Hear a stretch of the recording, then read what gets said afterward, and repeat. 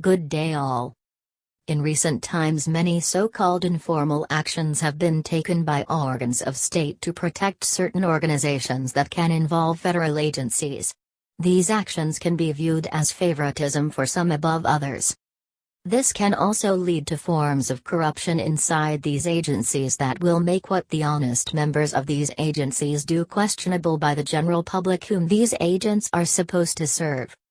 In recent times we have seen many fake reporters being exposed by the informal social media journalists like Tommy Robinson with his exposé on the fake reporting by some of the BBC's reporters with his documentary on the actuality program called Panorama, where the journalist being involved actively manufactured a piece to discredit an activist that are seen to be on the right side of the political dispensation. Another reporter and activist, Avi Yenini, has also exposed the deviant ways in which Jim Jeffries manufactured a story after the Christchurch bombing in New Zealand, in which the questions and answers were edited in such a way as to make it seem that Avi was part of the extremist right-wing side of the political divide. But unbeknown to Jeffries, Avi managed to record and expose this fake fraudulent reporter to the world on his YouTube channel. When Avi traveled to the United States to find out more information regarding this fake journalistic piece, he and his traveling partner were held by Homeland Security and questioned by members of the FBI to ascertain the threat he might pose to members of the United States. Now we would like to know, and as Avi states in this following video, were the head of security and former member of the FBI anti-terrorism unit asking to have Avi detained and deported from the United States of America? Was there a formal request from Comedy Central to have the FBI question Avi, and is there paperwork to back up the interviews held with Avi and his traveling partner? Here is the video that Avi Yenini released only hours ago with regards to his detention and subsequent deportation from the United States. G'day guys. This is a big story and I want you to stay with me till the end. And make sure at the end of this, if you're watching this on tr.news or Politicalite, share it. Share it as the article. If you're watching this on YouTube, make sure to pump it out. Because as we've seen in the last month, the mainstream media is going to ignore this. They are going to protect their friends before exposing the truth. So it's been about a month now since I exposed Jim Jeffries and Comedy Central for the fake news that they are. Their silence has been deafening, and the thousands of you who have either tweeted, mentioned them on Twitter, mentioned them on Facebook, commented, disliked on YouTube. In fact, Conan O'Brien's last video of Jim Jeffries, where he had him last couple of nights ago, has been unbelievable. The reactions are sensational. The fact is that 12,000 people disliked Conan O'Brien's video, and the majority of comments there are talking about what had happened. The funny thing is that was the first video that Jim Jeffries couldn't control the reactions. He couldn't delete the comments because it wasn't his page. But that's not what I'm here to talk about today, because some information has come through which it's taken me a couple of days just to verify. And you know what? My gut was always right.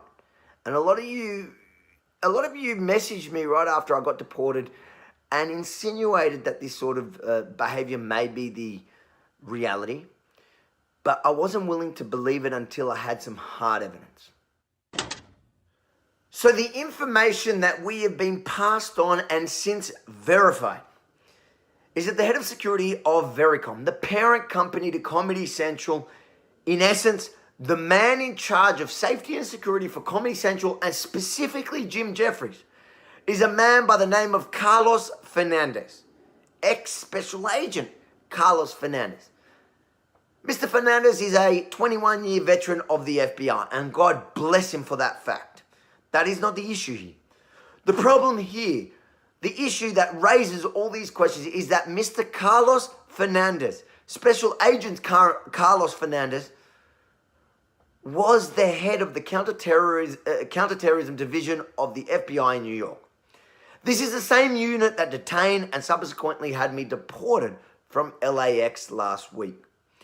Now, a lot of people, when I was detained and deported, found it weird. In fact, When I walked into the room and the FBI flashed their badges, I jokingly said, Comedy Central.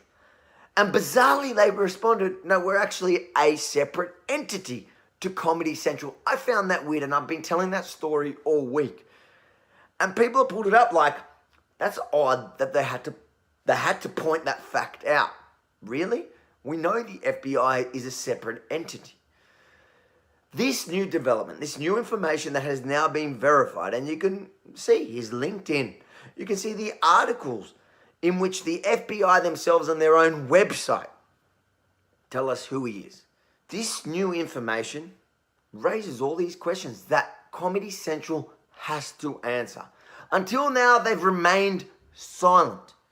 And their silence is absolutely telling. It tells us that they are guilty. But until now, their silence has only told us that they're guilty about producing and publishing fake news. And we all knew that. In fact, the evidence that I publish proves that. So it doesn't matter what they say. But right now, we need to know their communications with the FBI. We need to know who said what. Was this just Mr. Carlos Fernandez calling in some old mates and telling them, hey, listen, I've got a problem.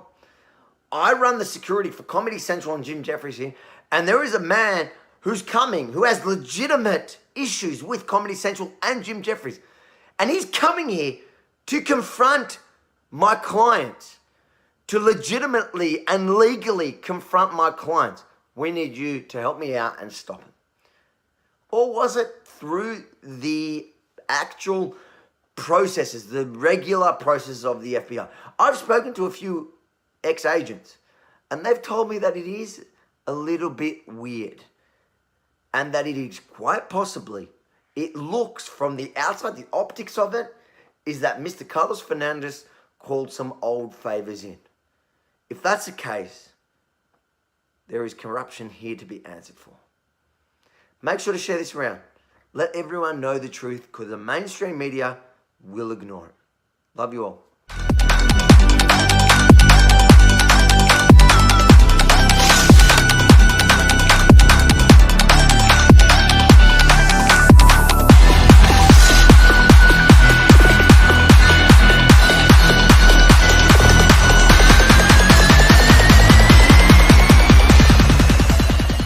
Now that you have seen the video from Avi, more questions arise as to whether there was corruption involved or not.